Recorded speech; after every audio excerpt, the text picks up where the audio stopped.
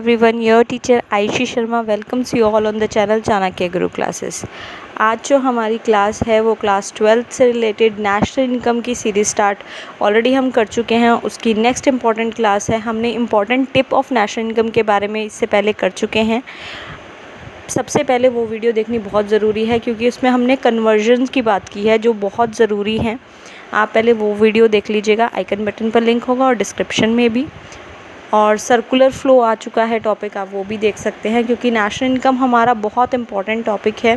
10 marks coverage देता है 40 में से मैक्रो में, तो हम 10 मार्क्स को लूज़ नहीं करना चाहते। और ऐसा सिलेबस में कोई चेंज नहीं आया है नेशनल इनकम के। आपकी स्क्रीन्स पर सिलेबस आ जाएगा, आपको उसके अकॉर्डिंग ही सारी क्लासेस को प्रोसीड करवाया जाएगा। आज हम जो करने वाले हैं वो वैल्यू एडिड मेथड के बारे में बात करने वाले हैं, उसके फॉर्मूले के बारे में बात करेंगे। इससे नेक्स्ट क्लास में उसके न्यूमेरिकल्स के बारे में बात होगी। सबसे पहले कन्वर्जन वाली क्लास देख लीजिए, नेशनल इनकम के फॉर्मूले में कन्वर्जन्स कैसे होती है, ये क्लास उससे ज़्यादा बेटर समझ में आएगी। अब जल्दी से क्लास पर चलते हैं हम। और जिन्होंने अभी तक चैनल को सब्सक्राइब नहीं किया वो चैनल को सब्सक्राइब कर दीजिएगा और बेल आइकन को हिट ज़रूर कर दीजिएगा ताकि आपका कोई भी टॉपिक मिस ना हो। क्लास 11 से रिलेटेड भी सिलेबस कवर अप हो रहा है, कोई आपके नोन वन हो तो क्लास 11 से रिलेटेड भी आप यहाँ पर सिलेबस कवर कर सकते हैं। तो जल्दी से बात करते हैं हम अपनी स्लाइड्स पर। फर्स्ट मेथड है हमारा वैल्यू एडिड मेथड, इम्पोर्टेंट है, क्वेश्चन आ जाते हैं, हमें कवर करना है। तो वैल्यू एडिड मेथड को सबसे पहले बात करते हैं। आपकी स्क्रीन्स पर ही आपको दिख रहा होगा वैल्यू एडिड मेथड का फॉर्मूला क्या है, value of output minus intermediate consumption. अब इस फॉर्मूले से भी पहले बात करते हैं वैल्यू एडिड मेथड को किस किस और नाम से जाना जाता है। ये डिफरेंट नेम्स इसलिए बता दिए गए हैं, एक EAD पैटर्न फॉलो होता है, इजी, एवरेज और डिफ़िकल्ट का। क्वेश्चंस कभी भी आंसर डिफ़िकल्ट नहीं होते हैं, क्वेश्चंस को सिर्फ मोल्ड कर दिया जाता है, डिफरेंट फॉर्म में रिप्रेजेंट कर दिया जाता है क्वेश्चन पेपर पे ताकि बच्चा कंफ्यूज हो जाए थोड़ा सा। बाकी क्वेश्चंस सिलेबस आपका वही रहने वाला है जो आप पढ़ चुके हो और क्वेश्चंस भी वही होते हैं। तो वैल्यू एडिड मेथड को हम किस किस नाम से और जान सकते हैं, वो है product method, net output method, inventory method, commodity service method और इंडस्ट्रियल ओरिजिन मेथड। ये आप लोग नोट कर लीजिए, किसी भी नाम से अगर आता है तो इट मीन्स वैल्यू एडिड के बारे में बात हो रही है। आपको वैल्यू एडिड मेथड से नेशनल इनकम के न्यूमेरिकल को सॉल्व करना है। ओके फाइन, अब हम बात करते हैं फॉर्मूले की, value of output minus intermediate consumption. अब बात करते हैं ये वैल्यू ऑफ आउटपुट क्या है और इंटरमीडिएट कंजप्शन क्या है। हमें दो चीज़ें चाहिए इसके अंदर, एक आउटपुट की वैल्यू चाहिए और एक इंटरमीडिएट कंजप्शन चाहिए। नेक्स्ट स्लाइड पर चलते हैं अपनी। वैल्यू ऑफ आउटपुट का मतलब होता है, फर्स्ट पॉइंट पर आते हैं अपने, value of output is equal to sales. जो भी हमारी सेल्स हुई है उसको हम वैल्यू ऑफ आउटपुट कहते हैं। अब क्लियर हो गया होगा I think value of output क्या होती है। ब्रैकेट में देखते हैं क्या लिखा हुआ है, if entire output is sold during the year. अगर सारा आउटपुट बिक गया है उस साल के अंदर तब हम उस सेल्स को वैल्यू ऑफ आउटपुट के इक्वल मान लेंगे। और अगर नहीं बिका है तो सेकंड पॉइंट पर चलते हैं, value of output is equal to sales plus change in stock. यानी कि सेल्स जो सामान बिक गया है वो plus change in stock. Change in stock का मतलब क्या है, जो सामान अभी बिका नहीं है हमारे स्टॉक में है। और चेंज इन स्टॉक कैलकुलेट करने का तरीका क्या है, हम ऑलरेडी अकाउंट्स में भी कर चुके हैं इस चीज़ को।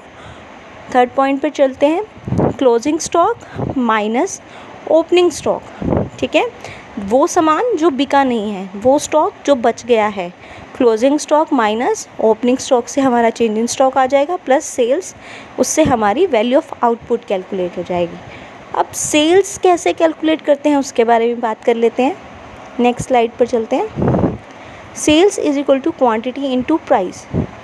जो सेल्स होती है हमारी वो कैसे कैलकुलेट होती है, जो क्वांटिटी है, जितना सामान बिका, जितनी क्वांटिटी बिकी और जितने प्राइस की बिकी, उससे हम सेल्स कैलकुलेट करेंगे।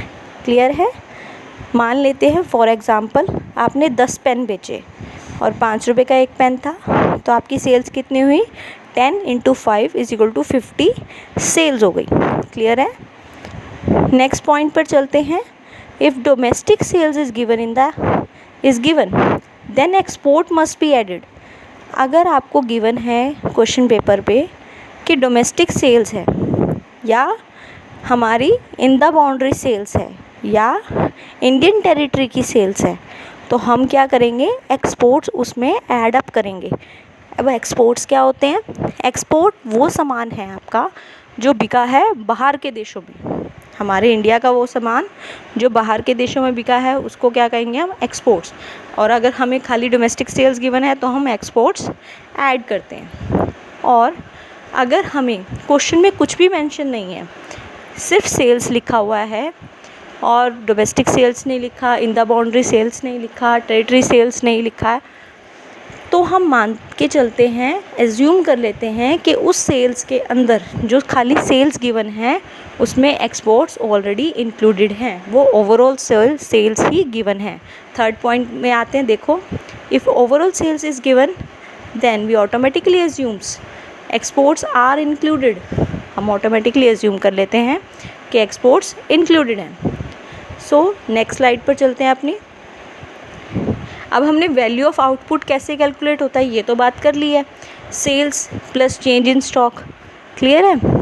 और अगर एंटायर सेल्स गिवन है तो उसमें एक्सपोर्ट्स इंक्लूड नहीं होंगे। अब सेकंड क्या था, वैल्यू ऑफ आउटपुट में से इंटरमीडिएट कंजप्शन माइनस होनी थी। अब इंटरमीडिएट कंजप्शन क्या है?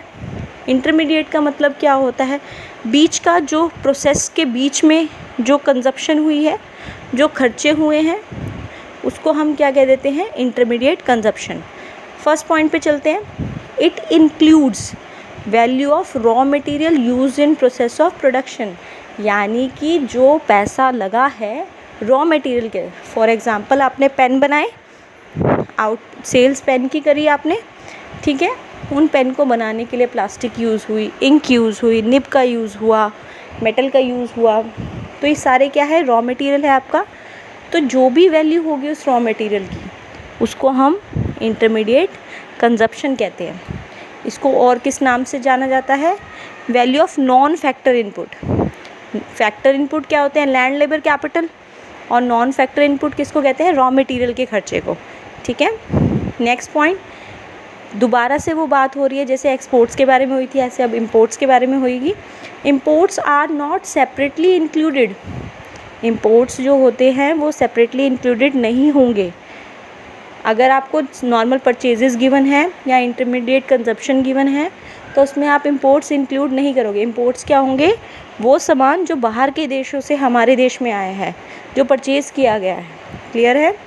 अगर if purchase of raw material from domestic firm is given, अगर लिखा हुआ है डोमेस्टिक फर्म से ये परचेजेस हुए हैं, तब हम इंपोर्ट इंक्लूड करेंगे। जैसे सेल्स में था डोमेस्टिक सेल्स गिवन है तो हम एक्सपोर्ट्स इंक्लूड करेंगे, ऐसे ही परचेजेस में है अगर डोमेस्टिक परचेजेस गिवन है तो हम इंपोर्ट्स इंक्लूड करेंगे, क्लियर है। नेक्स्ट स्लाइड पर चलते हैं, ओवरऑल फॉर्मूले पे। वैल्यू एडेड मेथड कैसे कैलकुलेट होगी हमारी जो नेशनल इनकम है उसका प्रोसेस पर चलते हैं।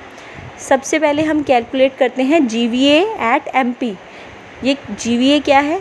Gross value added at market price of primary sector. अब ये प्राइमरी सेक्टर क्या है? ये हमने 10th में पढ़ा है, जो हमारा एग्रीकल्चर सेक्टर होता है। सेकेंडरी सेक्टर क्या होता है? जो हमारा मैन्युफैक्चरिंग सेक्टर होता है। टर्शरी सेक्टर क्या होता है? जो हमारा सर्विस सेक्टर होता है, ठीक है। प्राइमरी सेक्टर हमारा एग्रीकल्चर सेक्टर की क्या सेल्स हुई है वो इंक्लूड होती है इसमें, value of output minus intermediate consumption करके। फिर सेकेंडरी सेक्टर का क्या है वो इंक्लूड होगा, टर्शरी सेक्टर का क्या है वो इंक्लूड होता है। अब उसके बाद बात करते हैं gross value added market price कैसे निकलेगा। Gross value added at market price of primary sector, gross value added at market price of primary sector निकलेगा value of output minus intermediate consumption of primary sector. वैसे अगर overall given है तो बहुत अच्छी बात है, अगर नहीं गिवन है तो आप ऐसे करके निकालोगे, ऐसे ही आप सेकेंडरी सेक्टर का निकालोगे और ऐसे ही टर्शरी सेक्टर का निकालोगे। उसके बाद हमारे वैल्यू एडेड मेथड से हमारे पास आ जाता है is equal to GDP at MP। ये लास्ट क्लास में बात करी थी हमने, G क्या होता है, D क्या होता है, P क्या होता है, MP क्या होता है। कैसे कन्वर्ट होते हैं, सारी लास्ट क्लास में बात हो चुकी है। डिस्क्रिप्शन बॉक्स में भी लिंक होगा और आइकन बटन पे भी लिंक होगा। और क्लास, अगर कुछ बच्चे कह रहे हैं ऑडियो में थोड़ी दिक्कत आ रही है, क्लास अगर समझने में दिक्कत आती है तो आप कमेंट बॉक्स में लिख सकते हैं, ताकि वो क्लास दोबारा से अपडेट हो जाए या दोबारा से आप लोगों के लिए डल जाए। क्लियर है? तो GDP एट MP क्या है? Gross domestic product at market price. Value added method से हमारा ये निकल जाएगा। ठीक है, वैल्यू एडेड मेथड का यूज़ करके हमने GDP एट MP निकाल दिया। अब हमें क्या करना है, हमें तो नेशनल इनकम चाहिए, और नेशनल इनकम क्या होता है? NNP एट FC, यानी कि net national product at factor cost. तो G को N में चेंज करना होगा, D को N में चेंज, डोमेस्टिक को नेशनल में चेंज करना होगा। ठीक है, और MP को मार्केट प्राइस को फैक्टर कॉस्ट में। तो ग्रॉस को नेट में चेंज करने के लिए हम डेप्रिसिएशन माइनस करते हैं। ये हमने लास्ट क्लास में बात किया। मैं फिर रिक्वेस्ट करती हूँ आपसे, आप पहले लास्ट क्लास देख लीजिए। अगर आपको ये कन्वर्जन समझना है, उसके बाद ही आपको अच्छे से समझ में आएगा। ग्रॉस को नेट में कन्वर्ट करने के लिए हमने माइनस डेप्रिसिएशन करा है, देखो। फिर डोमेस्टिक को नेशनल में कन्वर्ट करने के लिए हमने net factor income from abroad, जो हमारी एड अप हुई है, और मार्केट प्राइस को फैक्टर कॉस्ट में चेंज करने के लिए हमने नेट इनडायरेक्ट टैक्सेस माइनस करे हैं, जिससे हमारा ओवरऑल कैलकुलेट क्या हो गया? NNP at FC। I think अब क्लियर होगा। और किसी को भी अगर कोई डाउट है तो आप मैसेज बॉक्स में पूछ सकते हैं, कमेंट बॉक्स में। ठीक है, मेल करके पूछ सकते हैं। इसके बाद आपके फॉर्मूले के साथ आएगी आपकी क्लास, न्यूमेरिकल्स के साथ आ जाएगी। So stay connected, stay tune. Thank you very much.